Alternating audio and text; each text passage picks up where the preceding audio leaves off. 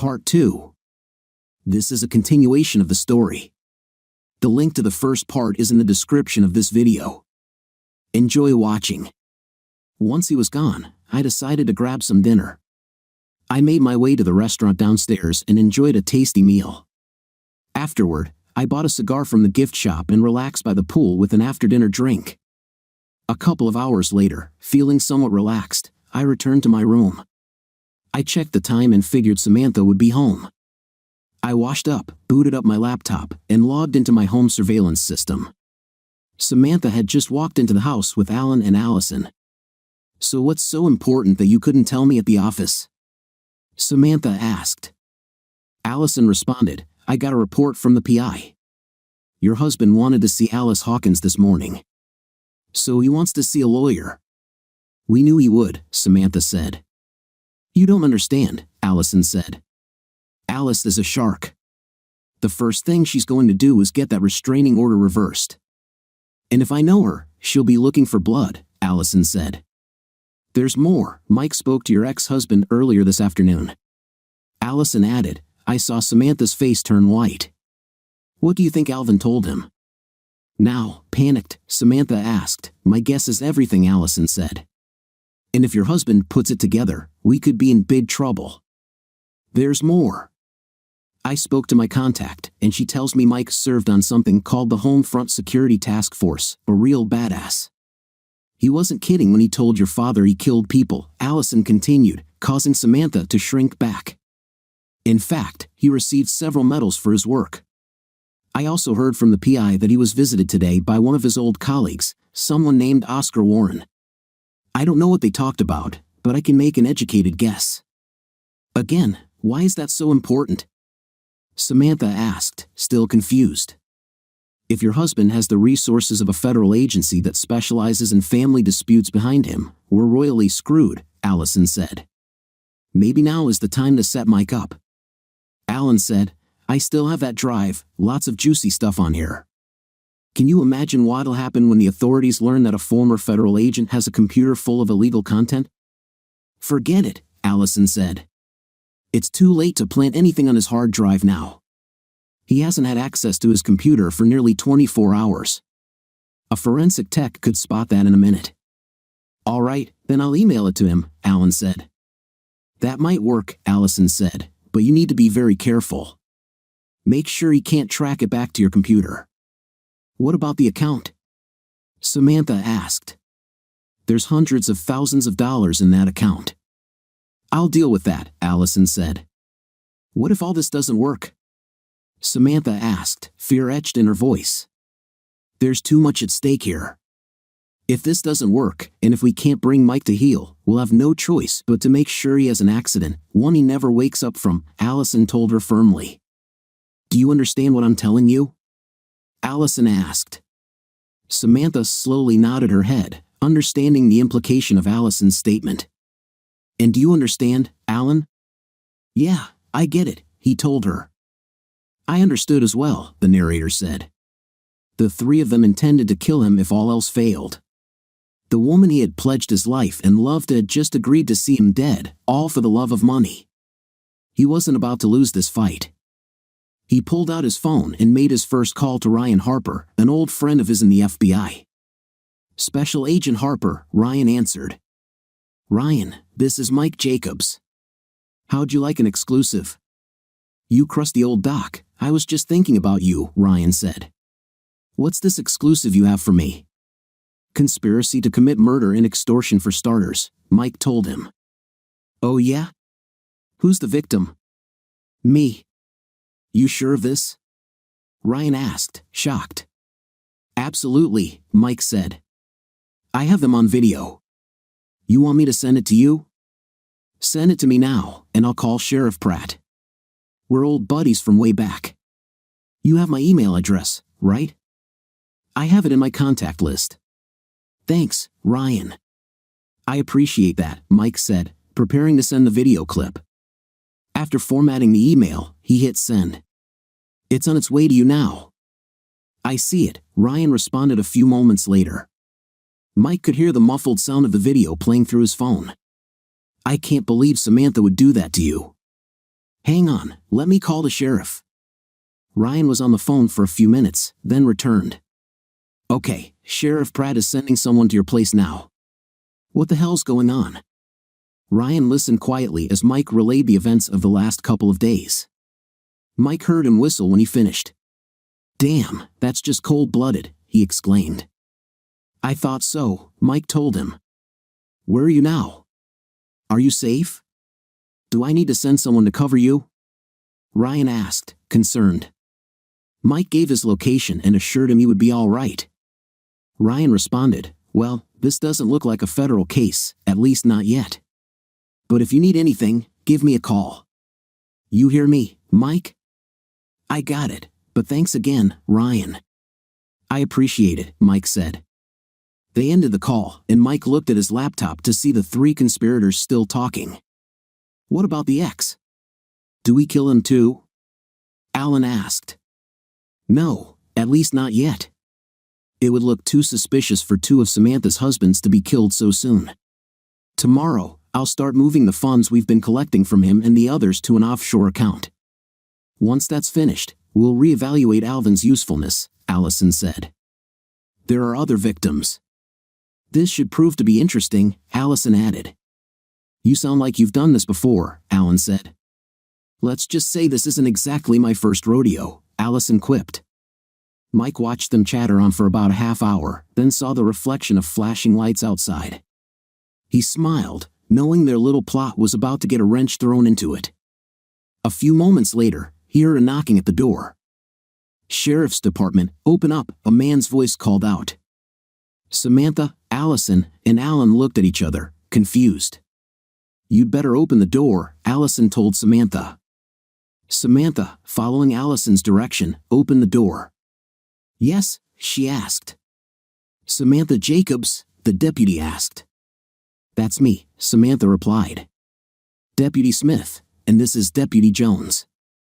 May we come inside, please? Ah, of course, Deputy, Samantha said. The two deputies, one male and one female, entered the front room. Alan Williams, Allison Cartwright, Deputy Smith said. The other two nodded in acknowledgement. We're here to take you three into custody. You're under arrest. Under arrest for what? Allison asked. According to the warrant, conspiracy to commit murder and extortion, Smith said as he began reading their Miranda rights. How? Alan said, bewildered. Shut up, Allison hissed. Say nothing to anyone. Got it? Your husband must have planted some bugs in the house, Alan told Samantha. Did you know about that? No, I didn't, Samantha said. Shut up, both of you, Allison commanded. Say nothing. When we get to the county jail, I'll arrange for our representation. You have the right to remain silent, so use it. The deputies finished their work and escorted the three conspirators out of the house. The video ended when the door closed. Mike grabbed his phone and placed his second call, this time to Alice Hawkins, his lawyer. What's happened, Mike? Why are you calling me after hours? Alice asked. I just wanted to let you know Sam and her two conspirators have been arrested, Mike answered. Arrested for what? Conspiracy to commit murder and extortion. I have their plot captured on video, Mike told Alice. Oh my God, Alice exclaimed. Can you give me a copy of that video? Already on it, Mike said, preparing to email the video. Well, this will certainly help out when I go to see Judge Banks about the restraining order, Alice told him. Would that be Judge Kenneth Banks? Mike asked. One and the same. Why, do you know him? I ran an intervention on his behalf about 10 years ago, Mike explained. Intervention was the term we used in the task force for helping targeted husbands before he became a judge. Couldn't that be seen as a conflict of interest? Have you done anything on his behalf since then? Alice asked. No, Mike said.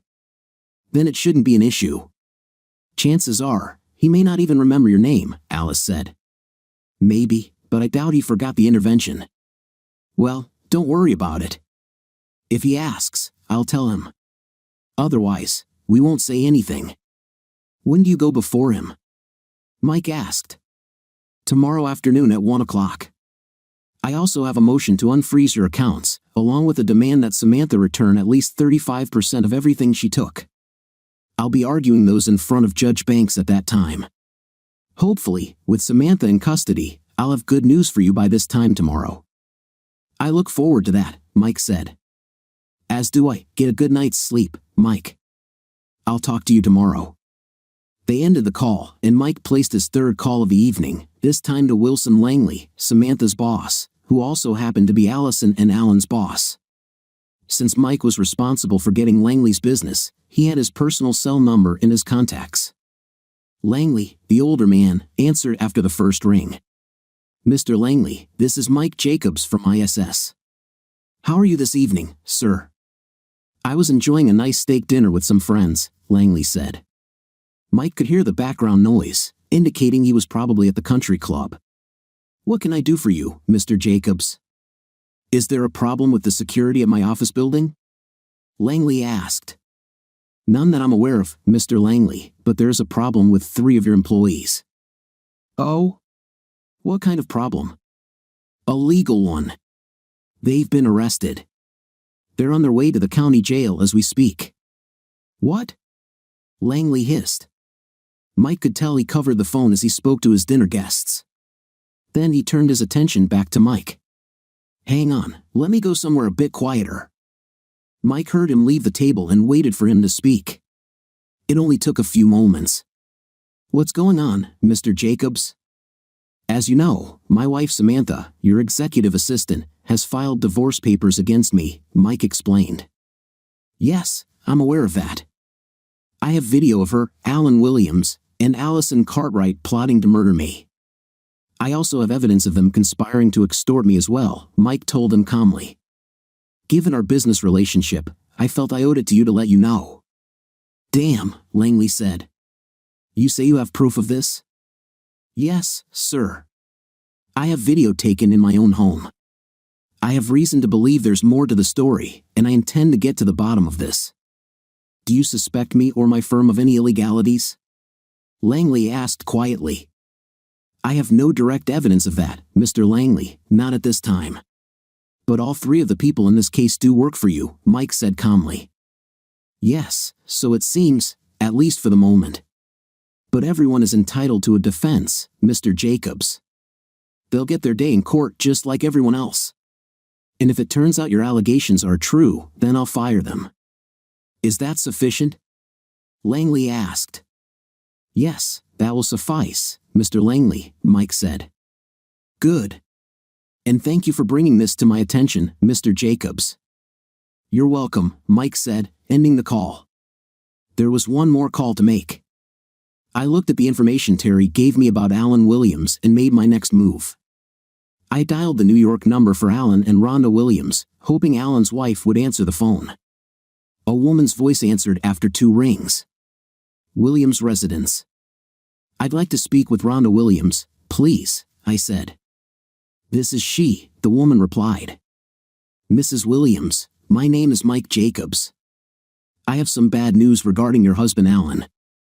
I heard her sigh before speaking. What has my husband done now? She asked quietly. Your husband has been involved with my wife. I have concrete proof of their relationship, I told her. Damn him, Rhonda hissed. I warned him if this happened again, we were through. There's more, Mrs. Williams, I said. Please, call me Rhonda, she said. Yes, Rhonda. And please call me Mike. Your husband has also been arrested for conspiracy to commit murder and extortion. I have a feeling more charges will be forthcoming. He and his 2 conspirators are being taken to the county jail as we speak. Oh my God, Rhonda whispered sadly. I'm really very sorry about all this. It's not your fault, Rhonda. He made his choices, now he'll have to live with them. Yes, of course you're right. You say you have evidence. Can you send that to me, please? Of course, I told her. Rhonda gave me her personal email address, and I added it to my contacts. I'll send you what I have as soon as we get off the phone. Again, I'm sorry about this, she said. Like you said, Mike, it's not your fault. Alan made his bed, now he'll have to lie in it. Thank you for letting me know, Rhonda said sadly. I felt bad for her and her children, knowing the media storm they would have to deal with as a result of Alan's actions. We ended the call, and I followed through with my promise, sending her all the videos I had involving Alan with a short note of condolence. I had one more call to make, and I knew it would be the hardest. I picked up my phone and called Pop, who answered after the second ring. Sam's been arrested, I said quietly. Yes, I know. She called me from the county jail, Pop said. I could hear the sadness in his voice. She says they're charging her with conspiracy to commit murder. Is it true? I'm afraid it is, Pop, I responded. I have it on video. I can't believe she would go along with something like that, Pop sighed. She did, Pop. Anyway, it's in the hands of the authorities now. Who else knows? Pop asked. Her boss, Wilson Langley. I just told him a few minutes ago. I also spoke to Alan Williams' wife in New York and my lawyer. You know this is going to cause a media storm, Pop said. Probably, I said. Like this usually does. Pop chuckled. We'll get through it, he finally said. Thanks for letting me know. You're welcome, I responded. I felt bad for the old guy, realizing he wasn't responsible for what his daughter had done. Well, I'd best get going, Pop said finally. Let me know if you hear anything. All right, Pop. Have a good evening. Give my best to Mom, I said before ending the call. Looking out the sliding glass doors that led to the balcony, I saw the sun had gone down and observed the twinkling lights of the city. I felt somewhat relieved at the events of the day and wanted to do something, anything. I felt like checking out and going back to my home, but remembered the restraining order was still in effect. I wouldn't be surprised if Allison's private investigators were watching to see if I would try to sneak back once the conspirators had been taken away. Feeling a bit of cabin fever, I decided to get out of the room before I went nuts. I went downstairs, bought another cigar, and planted myself by the pool to enjoy the cool night air, a drink, and a smoke. After a couple of hours, I came back to the room, crawled under the covers, and slept like a baby. I woke up later than usual the following morning. I got up, showered, shaved, and did my normal business before going downstairs for some breakfast. I didn't have anything on my plate for the day other than waiting for news from Alice, so I took a nice leisurely stroll around the downtown area before going back to my room. The knock came after I had only been back a few moments. Not expecting anyone, I grabbed my pistol and peered through the peephole. I saw two men in cheap suits with badges on their belts. Who is it? I queried. Police Department, Mr. Jacobs. We'd like a word, please, a man responded. Hold your credentials up so I can see them, I demanded. They looked at each other, shrugged their shoulders, and held up their official police credentials. I recognized them as Detectives Johnson and Caraway. I had met Johnson a few years back at a fundraiser supporting widows and orphans of officers killed in the line of duty. I had never personally met Caraway but knew of his reputation. Deciding to take a chance that they were the real deal, I holstered my weapon. Just a second, I told them, cracking the door open. I surveyed the hall in both directions, then invited them inside. Just so you know, there is a loaded weapon in the room. It's holstered and has been rendered safe. We expected as much, Mr. Jacobs, one of the detectives said. We know you're a former federal agent, and we also know you have a permit to carry. We just have a few questions regarding your wife and a couple of her colleagues, Detective Johnson said. All right, come on in. Care for some coffee? I offered. Sure, black please, Detective Johnson said. Detective Caraway echoed his statement. I poured them each a cup of the hot black brew. They took a tentative sip before curling their lips in distaste. Damn, you call this coffee? Caraway asked. That's what it says on the package, I told him. Tastes fine to me. Yeah, you're a former Fed all right, Johnson quipped with a smile. I invited them to take a seat before sitting on the bed. So what can I do for the city's finest? I asked. We're here about the charges against your wife, Samantha Jacobs, her attorney Allison Cartwright, and her colleague Alan Williams, Johnson said. I figured that, I said half-jokingly. What do you want to know? We understand that Mrs. Jacobs has filed a petition for divorce against you, claiming adultery. She insists this is all a big misunderstanding and says you filed the report out of revenge, Caraway stated, looking at his notebook. I take it you haven't seen the video, I responded. Both of them looked at me, surprised. Apparently, they hadn't seen the video. I take it that's a no, am I right? I asked. We're not aware of any video, Johnson said. Well, take a look at this, gentlemen. I'd offer you some popcorn, but I'm fresh out at the moment, I joked. I pulled up the video on my laptop and showed it to the detectives. They watched, stunned, as the three conspirators discussed their plot to harm me if I didn't comply. They also noted Alan's intention to load my computer with something suspicious. Any idea what's on that little thumb drive Williams has? Johnson asked. Probably illegal material, I told him, since Williams had it on him when he was arrested. You can probably find it at the county jail with the rest of his belongings. We'll need to check it out, Caraway told Johnson, who agreed. Can you get us a copy of all the videos you have of them? Johnson asked. Sure, I replied.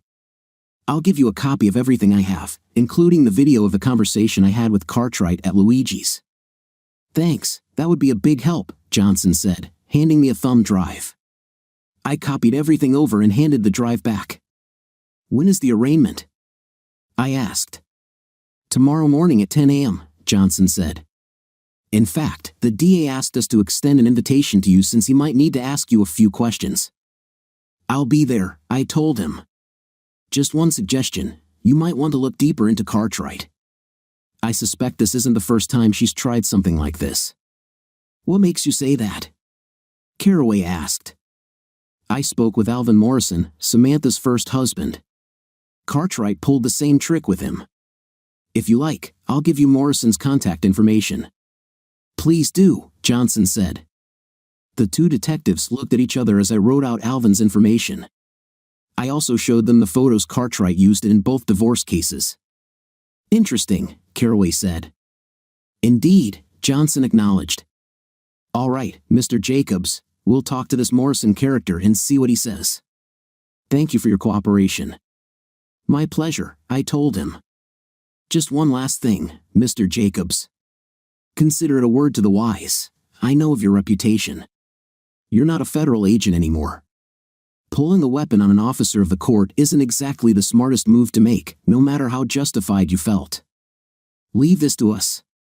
We'll take care of things from here. Got it, I said with a smile. We all shook hands, and I walked them to the door.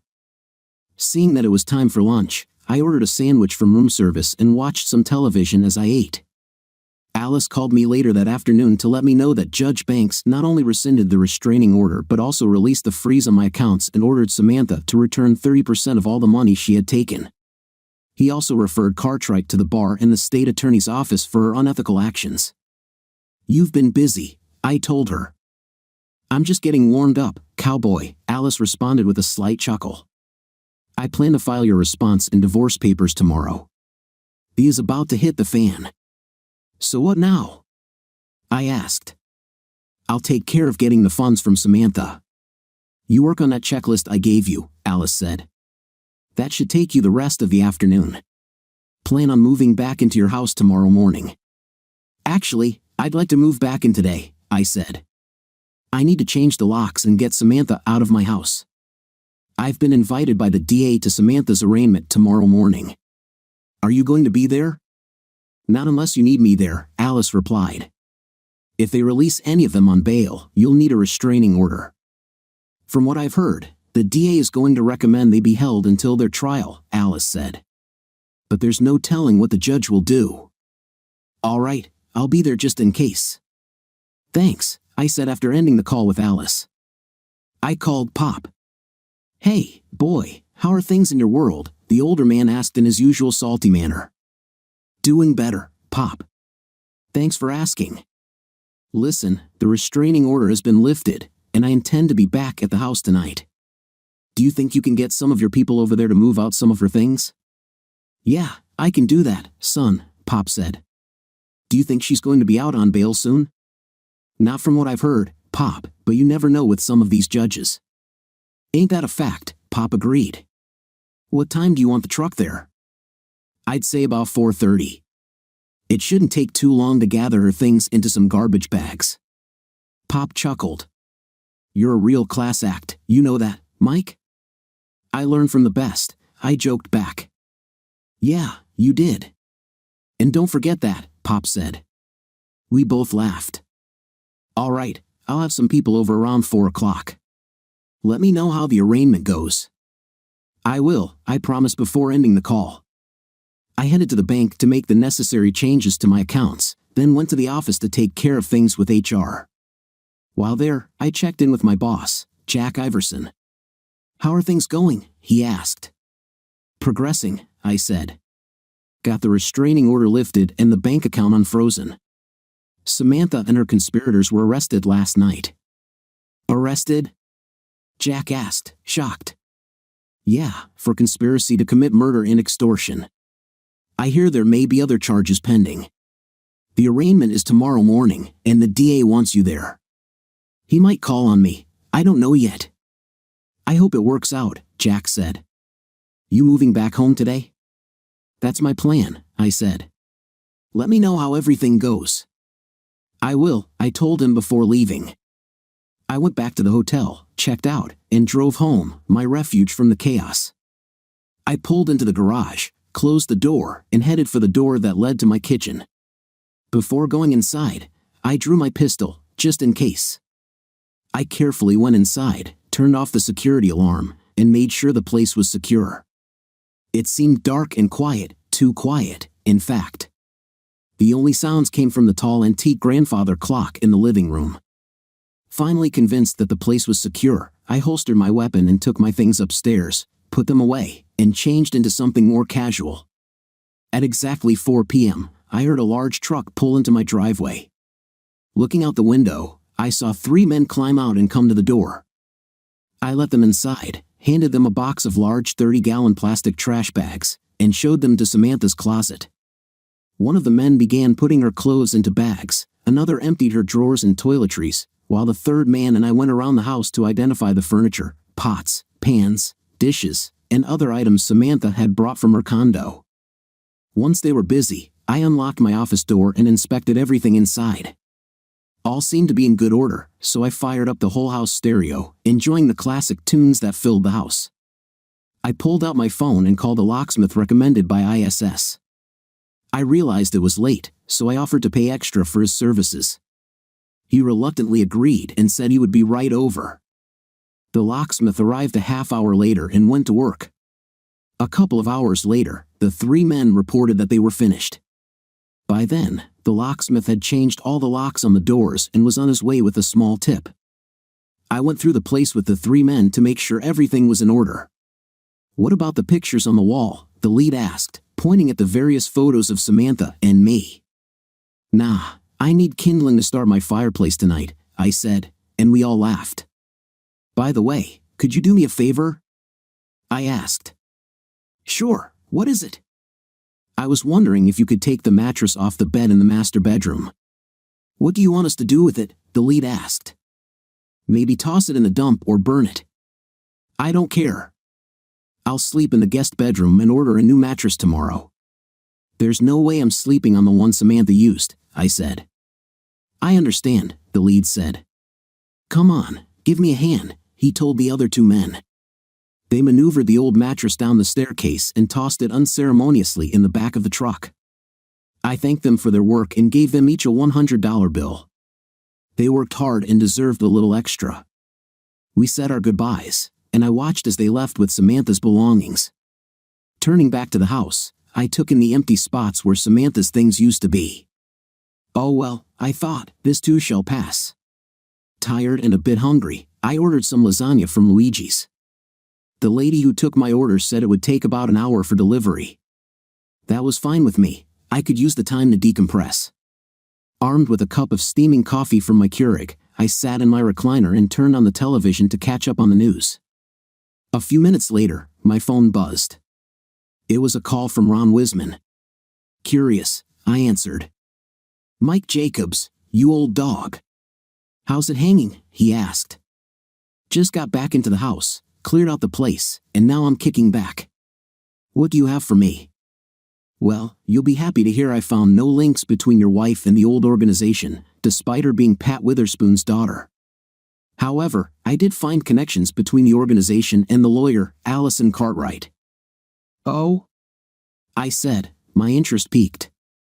"Yes, about 8 or 9 years ago, she went by a different name, Ellen Griswold. She worked in upstate New York. According to Witherspoon's notes, she had issues with some of the more extreme measures the group took against cheaters.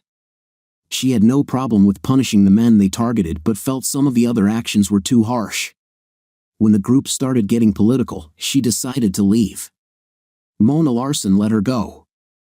Strangely enough, she left New York, changed her name, and had some cosmetic surgery. But there's more," Ron continued. "I found a memo from Larson considering a hit on Griswold, but it never got carried out. The memo was written just before Larson was taken out, and the contract was never finalized."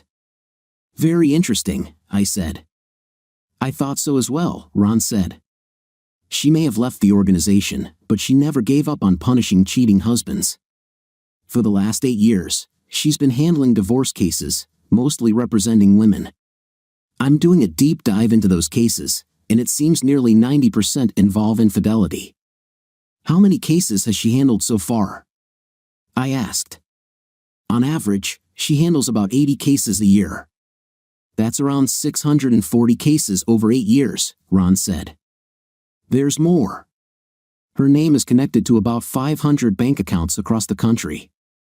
I'm still looking into all those, but it seems she's managed about $25 million in total." "Damn," I said. "Yeah, and guess what? Those accounts were set up by her for the women she's represented. Samantha had such an account set up when she divorced her first husband." "Have you given this information to the district attorney?" I asked. "Yes, I just got off the phone with him. Our divorce investigation unit will be looking into it as well." "What's that?" "Oh, right, you left before it was set up. Your old buddy Ray Ochoa runs it. You might be getting a visit from one of his people soon." "Thanks for the heads up," I said. This explained quite a bit. I wondered what the DA would do with this information. "Anything else?" I asked. "Not at this time. I'm still gathering and categorizing data. It could take a while to piece everything together. She's had 8 years to set this up. There's something I don't understand," I told Ron. "Why didn't Larson use the old poison capsule method on her? Isn't that how she always handled loose ends?" "Yes, it was, at least toward the end. However, Griswold left the organization before Larson began using that method on a wide scale. So, she was never implanted, or at least that's what I gather from Witherspoon's notes." "Do you think Samantha knew about Cartwright's history?" I asked. "I doubt it, Mike, but I'm pretty certain she knew what Cartwright is currently doing. She had to. Anything else?" "I have a feeling I'm just scratching the surface of the Cartwright iceberg here. I'll know a lot more over the next 24 to 48 hours." "Okay, thanks, Ron. I appreciate it. How's everything with you and Amy, by the way?" "We're doing great, thanks for asking. Her knife-throwing skills are improving with every executive her company hires," Ron joked. "I'll bet they are," I quipped. "But on the upside, the number of complaints has tapered off to nearly nothing." We ended the call, and I turned back to the television. Before long, my dinner arrived, and I enjoyed my lasagna while watching an old John Wayne movie. I followed that up with a drink and a cigar. I suppose this is where guys in my situation might wax philosophical about life, love, and the meaning of the universe, which, as I recall from the old movie, is 42 or something like that. Yes, I'm sad and deeply hurt, but I'm not one for overindulgence. I'm more of a straightforward, fact-based person. So here are the facts. Samantha cheated on me and then tried to set me up as the bad guy, going so far as to team up with a lawyer with questionable ethics. She tried to steal my house and most of my assets based on fabricated evidence. To make matters worse, she followed Cartwright's idea of having me eliminated if I didn't comply with their scheme. I also learned that she had done this to another man and was successful in that case. I suppose Samantha thought she would succeed with me, but she made a huge mistake. I don't like to lose an argument. I could have done a background check before we got married, but when you're in love, you don't think of such things. Yes, I was in love with Samantha at one time. I trusted her, perhaps too much, but that's neither here nor there anymore. Samantha made a big mistake, and now she needs to face the consequences. I thought there was something of her birth mother in her after all. I remember telling Allison that they had declared war. The first part of my counteroffensive was complete, the restraining order was lifted, the freeze on my accounts was released, and I was back in my own home. Samantha had been removed from my personal space and was now in jail. I intended to do whatever I could to keep her there as long as possible, along with her co-conspirators. Tomorrow morning marked phase 2 of the counteroffensive. I would be at her arraignment, and if the district attorney called on me to answer questions, I'd be more than happy to provide the court with what I knew. Having finished my cigar, I headed upstairs, undressed, and crawled under the covers in the guest room bed. It felt good to be home again, even if it was in the guest bedroom. The place felt empty without Samantha, but I put that thought aside.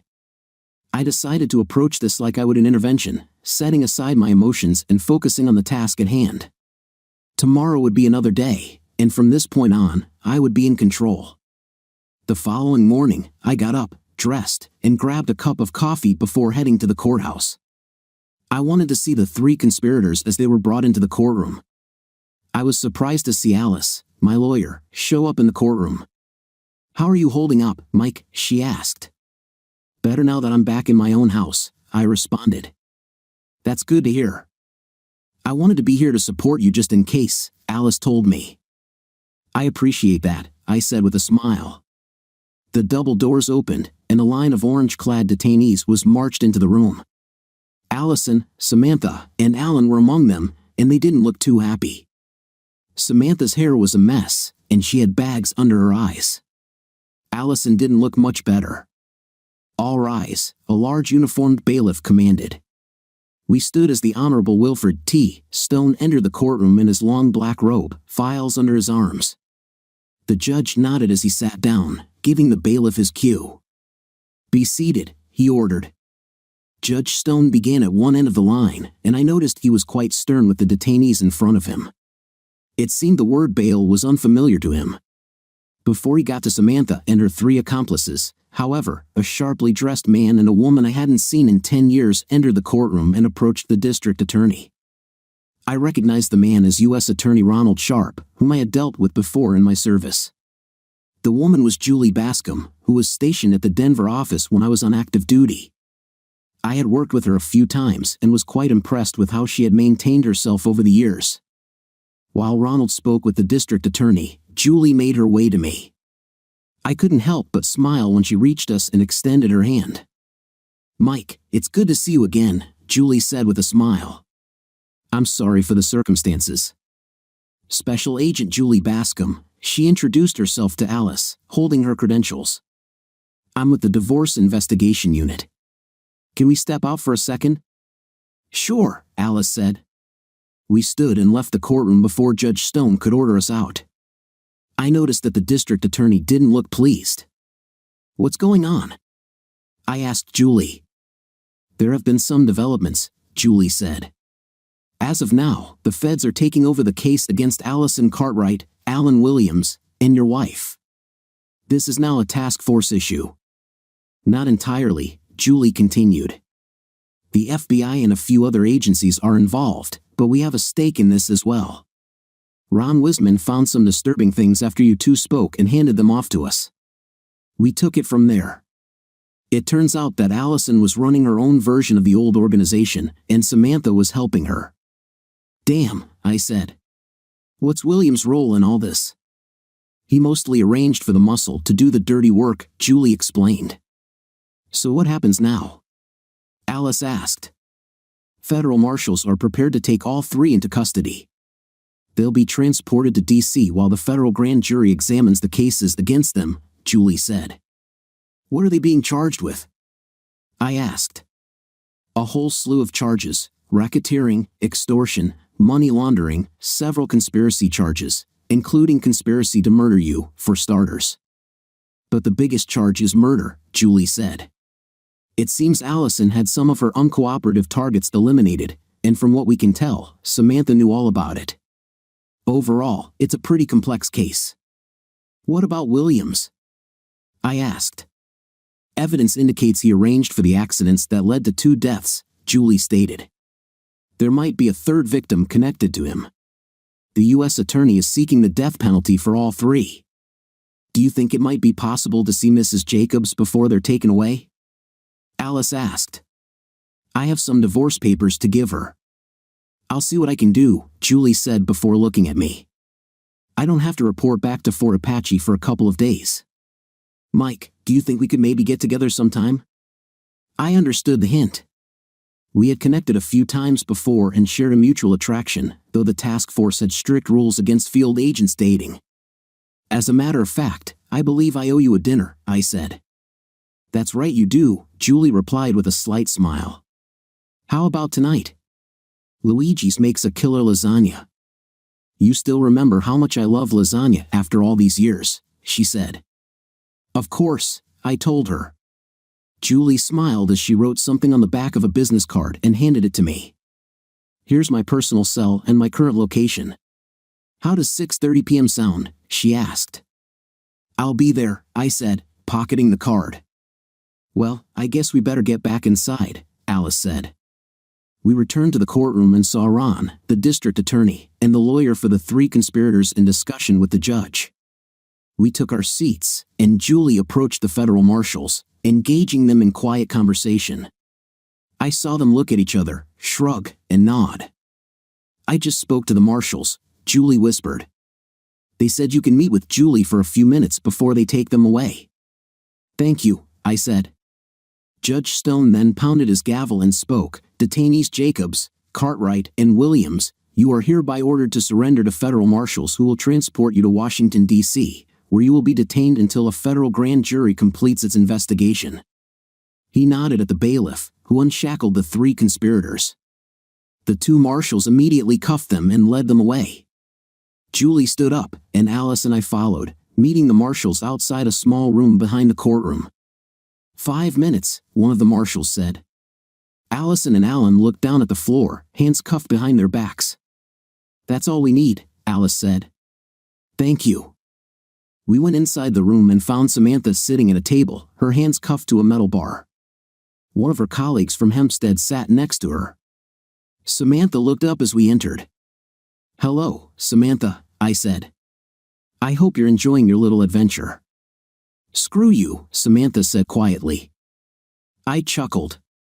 Not today, Samantha. Never again. Alice addressed the lawyer. Do you want the man next to her? You must be your attorney, Alice said. Yes, John Ashcroft, Hempstead Law Group.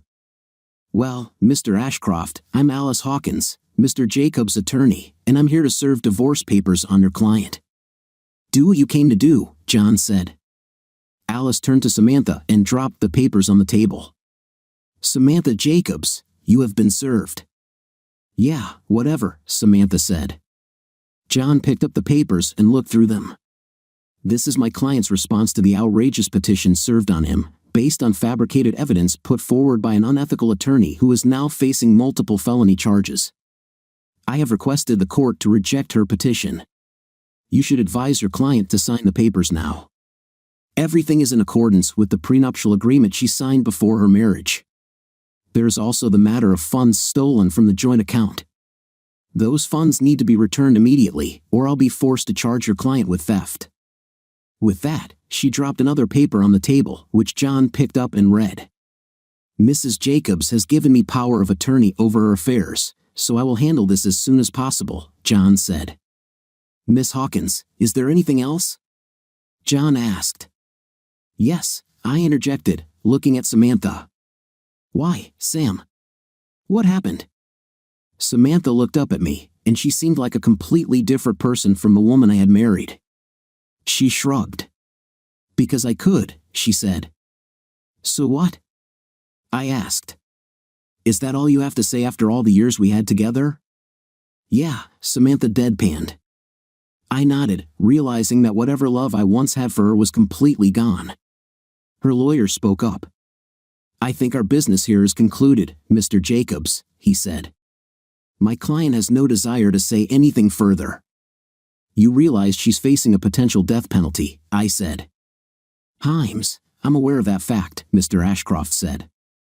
I looked at Samantha and saw a smirk on her face, as if she didn't care. Fine, I thought, neither do I. Good luck, I said, motioning for Alice to leave. We went back into the hallway and came face to face with Allison, who also had a smirk. What's so funny? I asked her. She snorted before speaking. Just wait, Jacobs. There's a new way coming, and when the sisterhood takes power, there'll be no room for dinosaurs like you. I glanced at Julie, who had picked up on Allison's comment. Well, from where I stand, it looks like there will be no room for you either. Like I told you before, I don't like to lose an argument, I shot back. The door to the room opened, and Samantha returned with her attorney and the other marshal. John handed the divorce papers to Alice. They're signed, he said quietly. The marshal witnessed her signature, and I had the papers notarized. File them and get me a copy if you would, please.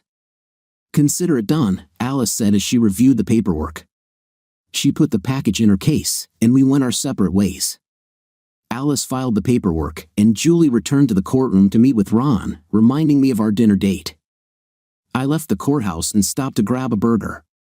After my meal, I visited a mattress store and ordered a new adjustable mattress. Once home, I called Pop to let him know what had happened. What's going to happen to her? My father-in-law asked, sadness evident in his voice. Despite what Samantha had done, I liked and respected him, and he deserved to know the truth. I was concerned it might be too much for him to handle. It's all right, I can handle it, I said. The U.S. attorney wants the death penalty. I heard Pop sniffle as he fought to control his emotions. Do you think they'll get it? He asked, his voice shaking. I don't know. I haven't seen the evidence, but from what I've been told, it doesn't look good for any of them. She's my only child, you know, Pop said quietly. I know. Does she have a good attorney? The feds can be pretty tough, I said. I think her firm has that covered, I told him. Tell me something honestly, is this what you want for her? Honestly, I just want her out of my life and to pay for her crimes, but I don't want her dead, I said. Thank you for that, Pop said. What are you going to do? I plan to move on. I'll probably be called to testify. Of course, I'll tell the truth and let the chips fall where they may. From what I've seen, Samantha has a lot to answer for. That will be up to the jury. I understand, Pop said. We talked for a while, ending the call on a somewhat happier note. To be honest, I wanted my ex-wife to live. Her death would be an escape. After that, I called Luigi and reserved a table for two for the night. I wasn't sure what to expect from my date with Julie. We had connected years ago when I was a federal agent, but nothing physical came from it due to task force regulations. I wondered what she would be like now. When I arrived at Julie's hotel, I called to let her know I was on my way to her room. I was surprised when she opened the door. Julie's long, wavy hair cascaded over her shoulders, and she wore a short black dress that accentuated her curves. This was the first time I'd seen her in something other than a dark pantsuit, and I was stunned by her beauty. Cat got your tongue, Mike? Julie asked with a mischievous smile. You're absolutely gorgeous, I stammered, feeling like a giddy teenager on a first date. Thank you, Julie replied. And I must say, you clean up rather nicely yourself. I offered her my right arm, as I needed the left for my cane. She accepted, and we walked to my car. Being the gentleman I am, I even held the car door open for her. This is a very nice car, Mike, Julie said as we got in. Thank you. It's one of the perks of being an executive, I said. Wait until you hear the sound system. You still like Jethro Tull? Julie asked. Do you even have to ask? I responded. I fired up the system, and the sounds of thick as a brick filled the car. Yeah, it's one of my all-time favorites, Julie said. You certainly know the way to my heart. I knew you liked Tull. There's much more where that came from, I told her as I drove out of the parking lot. We arrived at Luigi's, and I happily escorted Julie through the door. "Table for two, Jacobs," I told the hostess. "Right this way, please," she said with a smile, confirming my reservation. We followed her to our table, and I was pleased to see it wasn't the same table where Samantha's lawyer had ambushed me recently. I could see the envious stares from the men in the restaurant as Julie and I walked in, our arms linked. I thought Julie was the most striking woman in the room that evening. I held her chair for her and then took my seat, leaning my cane against the wall beside me. A waitress came by with 2 glasses of water and took our orders. "You seem to get around pretty well, even with that cane," Julie remarked after the waitress left.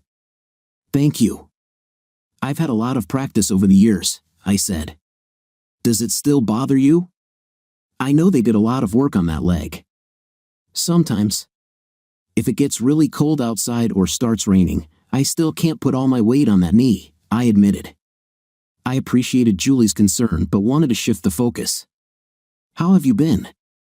You were in Denver the last time I saw you." "Yes, I was. I got transferred to the Seattle office, stayed there about 3 years, then moved to Miami. That was a wild assignment. After that, I joined the DIU, and that's where I've been ever since," Julie explained. "How do you like working for Ray?" I asked. I had known Ray OOA for a long time and always thought highly of him. "I love working with Ray," Julie said enthusiastically.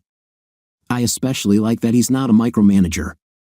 I worked with someone like that once, and it really frustrated me." I chuckled. "I know what you mean. So, what's the deal with this DIU? I don't recall anything like that from my time in the service." DIU stands for Divorce Investigation Unit, Julie explained. "It's a relatively new setup, created after the incident with President Pierce. We investigate extreme claims of spousal abuse and infidelity to see if there's any evidence of involvement from MMAS holdovers or copycats." "Must keep you pretty busy," I observed. "Unfortunately, it does. A lot busier than I'd like," Julie said. "Just curious, how many of your cases end up with positive results?" "Not many. On average, about 2%, she said. "Still, that's more than we'd like to see. Your case was quite interesting, though. None of the usual markers were there, but the fact that your soon-to-be ex-wife is the offspring of a notorious MMAS operative and that her attorney was a former member caught our attention quickly. I can't tell you much more because it's been turned over to the federal grand jury, but Wizen and his team uncovered quite a bit, and it looks pretty bad for all 3 of them. Your man Torres also uncovered a few things that really helped. I'm glad he could assist." "I trust him," I said. "I take it his findings have already been handed over to the appropriate authorities?" "Yes, they have. He's been advised not to reveal everything he's learned due to national security concerns, so please don't be too hard on him." "I won't. Terry is a good man," I assured her. "So, what's this talk about a new way in a sisterhood?" I asked, recalling the conversation with Allison and Samantha earlier. "You caught that?" Julie responded. "Well, after the old MMAS corporate structure was dismantled, the organization evolved. It went global, becoming even more radical and less inhibited about things like murder. There was a county commissioner in Texas who was murdered as part of an experiment." "That's disturbing," I said, shuddering. "We still don't know if those terms are the group's new names or just generic terms they use." "It could be both. The bottom line is, they're a lot more dangerous now than when you were in the service. You need to be very careful," Julie advised. "Careful is my middle name," I quipped, making her chuckle. Our orders arrived, and we both chose Luigi's special lasagna, one of my favorites. It was loaded with 3 kinds of cheese and meat, with mushrooms. We dug in, using our breadsticks to soak up the leftover sauce. "This is absolutely delicious," Julie exclaimed. "It's one of my favorites. I could make myself sick on this stuff." "I can see why," Julie said. "By the way, there's a nice little dance club next door. When we're done here, would you like to go have a drink and maybe dance off a couple of calories?" "Why, Mike Jacobs, if I didn't know any better, I'd think you're trying to seduce me," Julie said with a laugh. "Me?"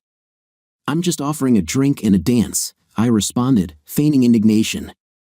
But for the record, I'd love to have a drink and a dance or two with you, if you can keep up with me. Well, I admit I'm restricted to slow dances these days, I teased. Julie's smile widened, and I took in her dimples.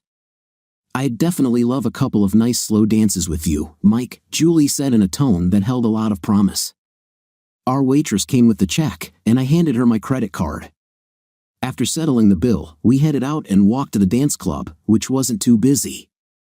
Julie turned heads as she walked in, and I could almost hear the murmurs of the men in the place as they noticed my date. Naturally, none suspected what Julie could do to them if they got out of line. We took a table and ordered our drinks. When the band started playing a slow dance song, I asked Julie for a dance, and she gladly accepted. We made our way to the dance floor, and I wrapped my right arm around her while holding my cane in my left hand. Julie melded her body into mine as we swayed slowly to the music. You are amazingly light on your feet, Mike, Julie whispered as I held her close. I inhaled the gentle scent of her hair as she rested her head on my shoulder. Where there's a will, there's a way, I replied softly. We danced through 2 slow songs before returning to our table. That was nice, Julie said quietly as I sat down. I never thought of you as a dancer before. Well, things have changed a bit over the years, I said. I found dancing helped me a lot during my therapy. Did you and Samantha come here often? I tried to make it a weekly thing, Julie said. But the last few months were pretty rough. She had been rather cold and standoffish, which I thought was just stress from work. Now I know better. Enough about my troubles. How have you been? I asked. I did meet someone once, Julie said wistfully, but he turned out to be a player. I dropped him and moved on. I'm sorry to hear that, I said. Don't be, Julie replied. I'm just glad I found out before it was too late. So what are your plans now? I asked. I intend to stay with the task force. I'll probably retire in a couple of years or so, Julie said. I thought I might get a condo on the beach and maybe share it with a cat or something. That sounds nice, I said. But let's change the subject. How about we head out and listen to some music? You still have that collection of Toll? I do, Julie said, and I've added to it since the last time we saw each other. Well, what are you waiting for? Please take me to your parlor, kind sir, Julie drawled with a smile. Where did that come from? I asked, surprised. From a book I read online, Julie said. Are we going or what? She asked with a playful tone. Yes, ma'am, I said, grabbing my cane. After paying our tab, we left the club and headed to my place. Once there, I gave Julie a brief tour of the house, ending in my office where I kept my collection of Toll vinyl. I let Julie choose which album she wanted to hear, and she selected a passion play. I set up the stereo and placed the album on the turntable. We moved to the front room as the music filled the house. After pouring a couple of glasses of wine, we sat on the couch and enjoyed the music. Julie laughed at the humorous parts of the album, and we both found the storytelling quite entertaining. As the music played, Julie looked at me and said, Mike, did you ever wonder? Before she could finish, our lips met in a tender kiss. We took our time, savoring the moment. When we finally parted, Julie smiled and said, I think the song is almost finished. I agreed and, as the music came to an end, said, I guess that makes this our song. Julie smiled and nodded. Yes, our song. Why don't you put on another album, she suggested. Okay, I said. As she kissed my cheek, I stood with the help of my cane, changed the album to Bursting Out, and returned to the front room where I relaxed on the couch. Julie's eyes were drawn to the scar on my thigh. You okay? She asked with concern. I'm more than okay, I reassured her. It's a lot better now. If it bothers you, I can put my trousers back on. No, don't, Julie pleaded. It's part of you. I'm not bothered by it. I've got a few scars of my own, you know. To me, Julie looked perfect, but upon closer inspection, I noticed a few reddish lines on her torso from an old knife fight. Does it bother you? I asked. Not at all, I told her. You're perfect just as you are. I hesitated for a moment before asking, "Would you like to stay tonight?" Julie's smile lit up the room. "I thought you'd never ask," she said as she wrapped her arms around me. We went upstairs, leaving our clothes in the front room. "I hope you don't mind using the guest bedroom," I said. "I have a new mattress coming for the master bedroom." "That explains the box springs," Julie remarked with a laugh. "I thought maybe you had some kind of weird fetish or something." We both laughed and climbed into the guest bed, snuggling comfortably. I really enjoyed our time together. "You have no idea how long I've wanted to do that with you," Julie said softly. "Really? I'm glad you enjoyed it," I replied. "I did too. I never wanted it to end." Julie smiled and kissed me gently before we fell asleep in each other's arms. The next morning, I woke to the smell of bacon. After getting dressed, I went downstairs to find Julie in the kitchen, wearing one of my long-sleeve shirts. "Good morning, sleepyhead," she said with a smile, handing me a cup of coffee. "Breakfast is almost ready." "You're going to spoil me," I said, giving her a kiss. "Isn't that the idea?" she responded with a grin. She served us eggs, bacon, and toast. "This is delicious," I said after taking a bite.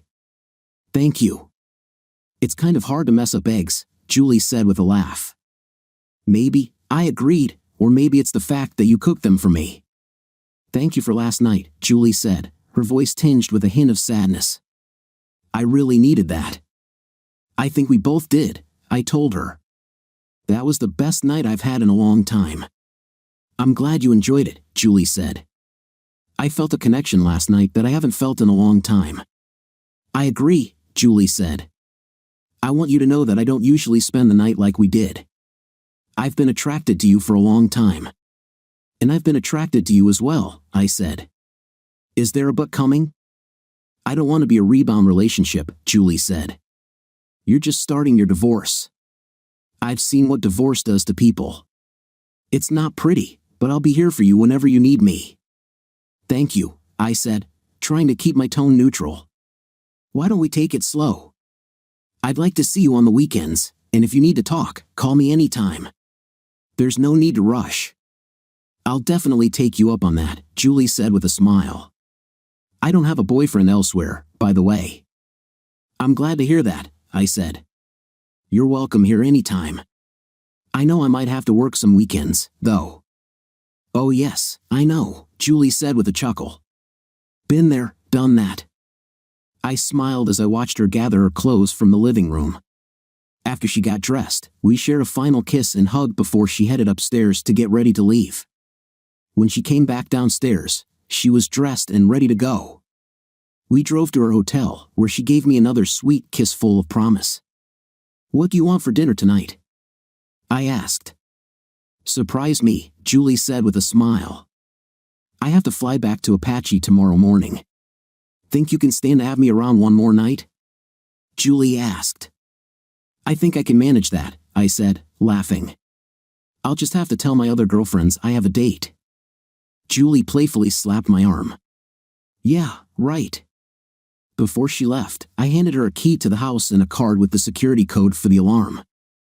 "Thank you for that," Julie said, taking the card. Julie gave me one last kiss full of promise before exiting the car and closing the door. I waited until she was inside the hotel before driving to the office.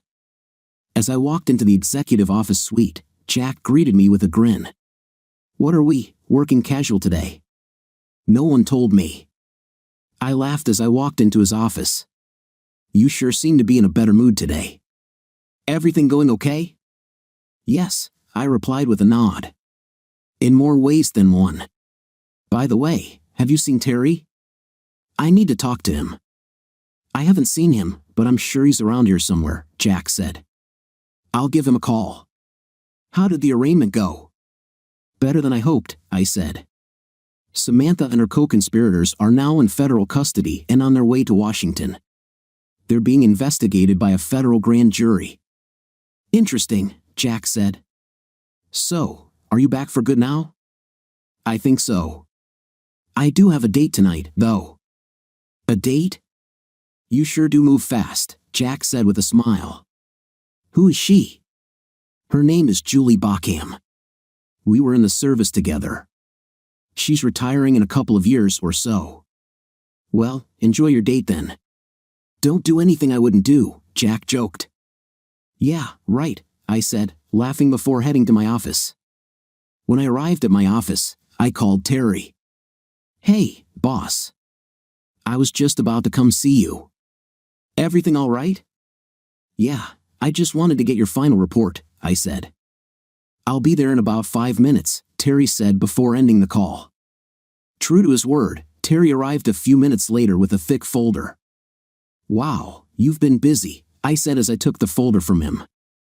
I assume you've sent a copy of this to the feds and Miss Hawkins? Yes, Terry confirmed. Special Agent Bockham seemed quite pleased to receive it. You already know a lot of what's in that report. I've included details on Williams and Morrison's divorce from Samantha. It wasn't pretty. Did you forward a copy to Williams' wife in New York? I asked. Not yet, but I will if you want. Please do, I instructed. Consider it done, Terry said. Regarding the photos, my audio-video guy believes they're printouts from digital images that have been photoshopped. We can't say much more without seeing the original files. That makes sense, I said. Anyway, it's all there, everything I could dig up in just a couple of days. Hope it helps. It does, Terry said. Nice work. Thanks, I owe you big time. My pleasure, boss, Terry replied with a smile. I'll get back to it.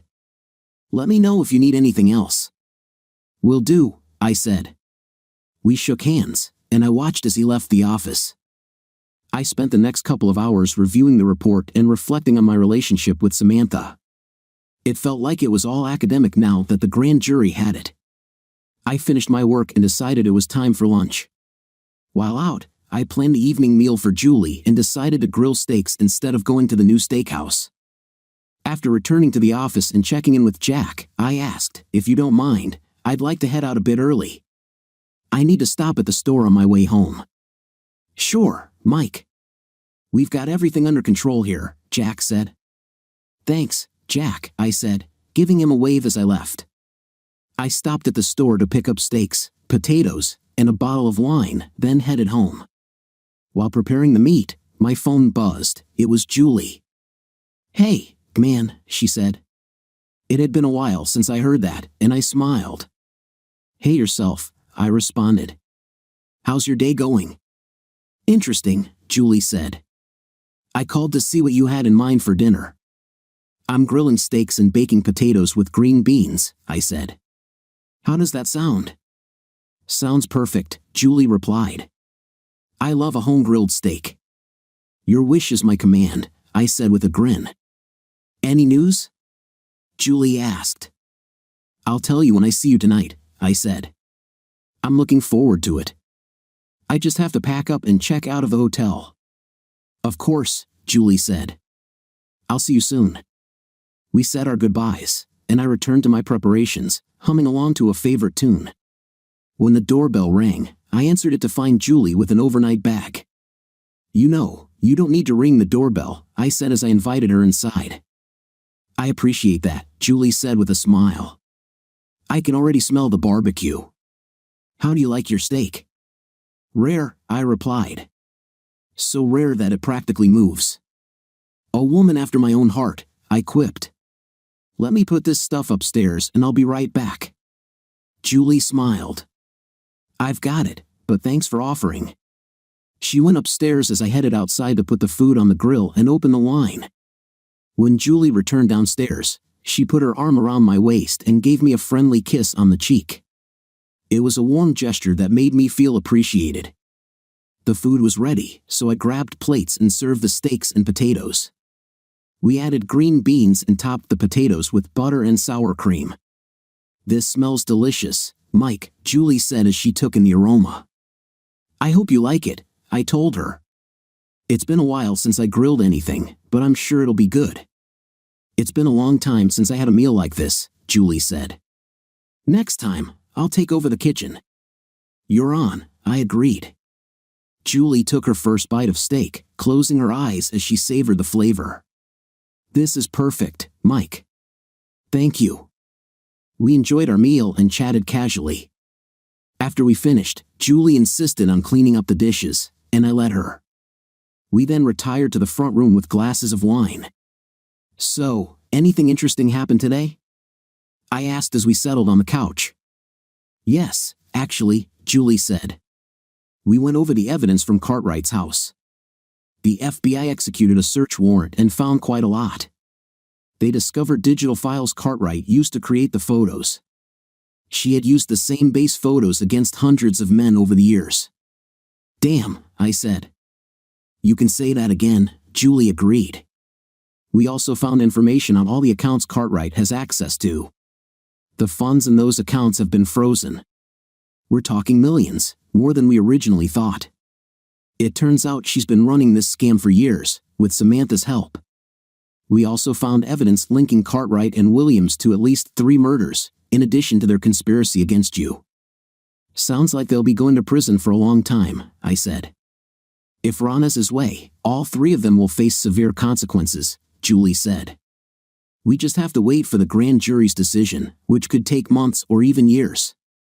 There will likely be a judicial review of every divorce Cartwright worked on, and I expect a lot of lawsuits to be filed. Your attorney, Alice, is already preparing for that. I'm sure she is, I said with a chuckle. It's going to be a significant legal battle. I'd be surprised if Hempstead survives the fallout. Julie nodded. You've got a lot of work ahead of you for the next couple of years. Ray has put me on point, so I'll be here or at Fort Apache. I might need to go to Washington now and then, but at least you won't have to worry about where to stay when you come here. Julie smiled and wrapped her arms around my neck. I just hope you don't get tired of having me around. I could never get tired of that, I said. We enjoyed another glass of wine and spent a comfortable evening together. My divorce proceeded smoothly as expected, and Alice filed numerous lawsuits. By the end, over 600 men, including Alvin, received substantial settlements. Alice took a reduced percentage, still walking away with enough to retire comfortably. Despite the scandal in judicial reviews, Hempstead managed to survive. The federal investigation took 26 months to complete. In the end, a grand jury indicted Samantha, Alice, and Alan on multiple charges, including premeditated first-degree murder. Ron, the U.S. attorney, sought the death penalty for all 3. Julie spent those months commuting between Fort Apache, Washington, D.C., and my home. It was wonderful having her with me, and our relationship deepened. A few days before Samantha's sentencing hearing, I proposed to Julie. I thought you'd never ask, Julie said with a smile as I slipped the engagement ring onto her finger. We celebrated with a special evening together. Julie's father was pleased with our decision and was honored when Julie asked him to walk her down the aisle. Samantha took a plea deal, agreeing to testify against her co-conspirators in exchange for a life sentence. I saw Samantha twice after she was taken to Washington. The first time was during the trial when I was called to testify. Samantha sat with her head down as I answered the questions. The second time was at the sentencing hearing, where Pop and Julie joined me. Samantha looked markedly different. Her once full and voluminous hair was now disheveled with streaks of gray, and her face was lined with deep wrinkles. When she glanced at me after the sentence was announced, I saw a flicker of bitterness in her eyes. "Happy now?" she asked. "Actually, I've never been happier," I replied, glancing at Julie, who was by my side. Samantha looked away, a tear forming in her eye. Allison, sitting beside her, appeared equally worn and tired. With a sense of closure, I turned and walked away, ready to start a new chapter in my life. Dear listeners, please share your thoughts in the comments section below and don't forget to like, share, and subscribe.